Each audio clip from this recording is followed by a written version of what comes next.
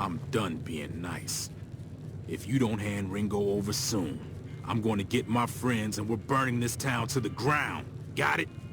We'll keep that in mind. Now, if you're not gonna buy something, get out.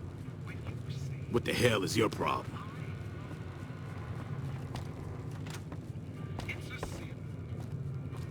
Well, you've been causing quite a stir.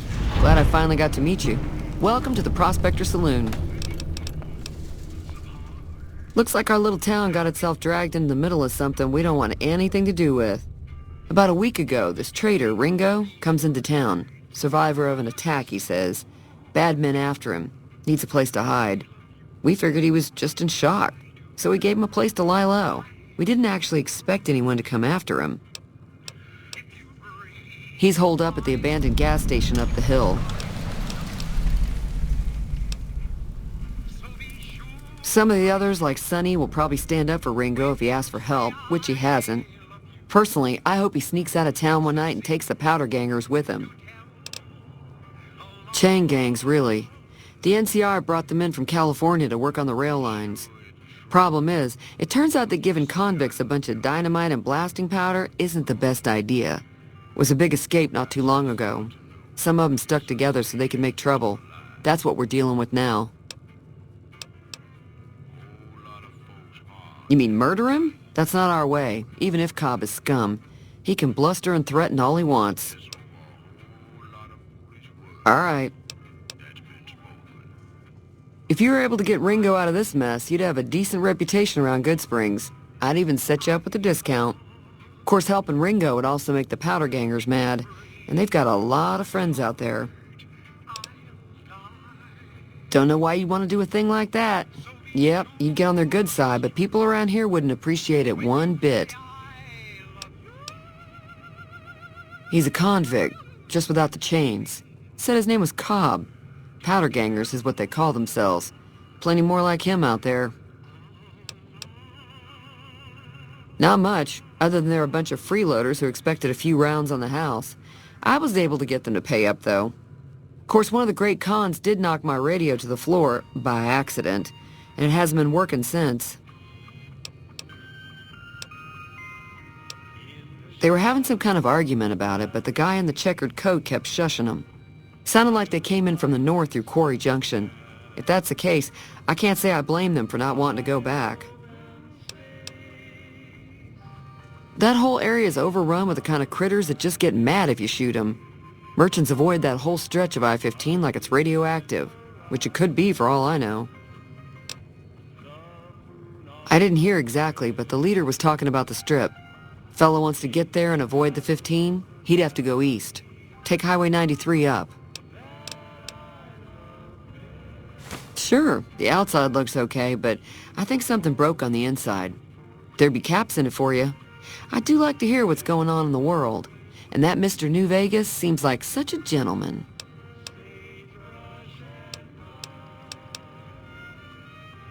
There's always something interesting going on, but the biggest news has to be the come and dust up between the NCR and the Legion over the dam.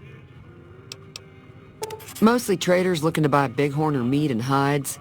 The traders are the main reason the general store manages to stay in business. Most travelers heading south on the I-15 just push on towards Prim, unless they're in desperate need of supplies. The New California Republic's got the most power in Nevada. Money, troops, you name it. They do what they can to keep things safe in the region. But if you ask me, they're trying to do too much. They're spread too thin. I'm pretty sure the NCR wants to hold on to the dam because it's one of the few places around that can make electricity. The Legion are a bunch of savages, though. No idea why they'd want the dam. Probably plan on destroying it or something. Be careful out there.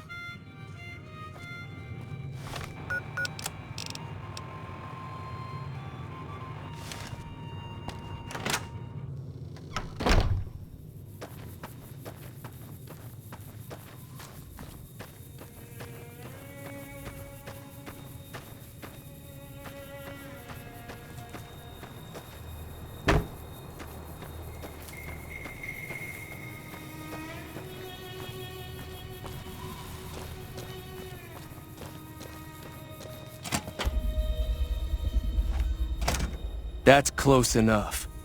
Who are you, and what do you want with me? Sorry about the gun. You just caught me off guard, that's all. We got off to a bad start. What say we start over with a friendly game of Caravan? You know how to play? Yeah. He doesn't look very tough, though. I hear he's afraid I'll shoot him down from one of the windows when I see him. And he's right. I'll have a much bigger problem once his friends show up. There's no way I could handle all of them in a gunfight. I'm gonna lay low for as long as I can, assuming the town doesn't throw me to the wolves. I've got no chance against the gang on my own. We'd just end up sharing the same grave if it's just the two of us. Now, if some of the other people in town were also on board... Start with Sunny Smiles. She's been friendlier than most around here.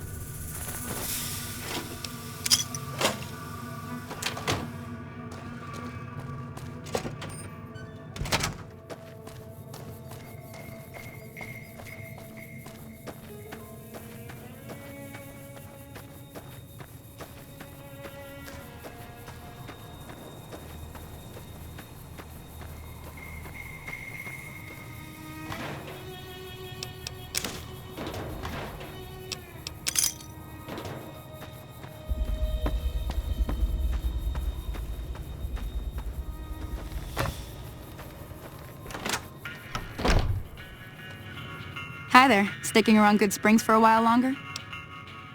Say no more. I'm in.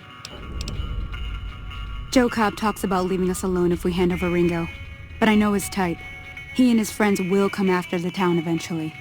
However, between you, me, and Ringo, we aren't exactly a force to be reckoned with. A lot of people around here look up to Trudy. If you could convince Trudy to join us, some of the folks in town might decide to help out as well. I know Easy Pete's got a stock of dynamite somewhere, and Chet just got a shipment of leather armor we could borrow. Talk to them as well. Finally, there's a good chance we'll all end up with extra holes in us. So if Doc Mitchell could cough up some extra stim packs, that'd be great. A silver tongue would help. Convincing Trudy that we had a good plan to win the fight would also help. I don't think give is in Chet's vocabulary. Even with the town at stake.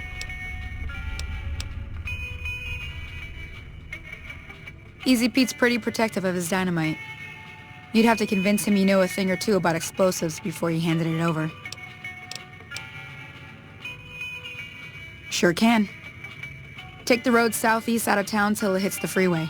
Premise the town with a roller coaster straight south. Can't miss it. NCR patrols do a good job of keeping the highway clear, but I'd keep your gun where you can reach it easily. You never know who you'll run into. Off the road, you'll probably start running into hostile wildlife.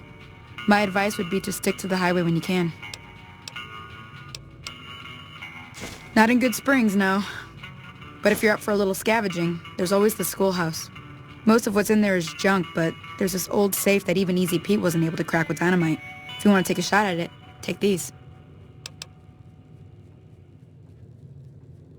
If the lock's too much for you to handle, reading through the magazine might give you the edge you need.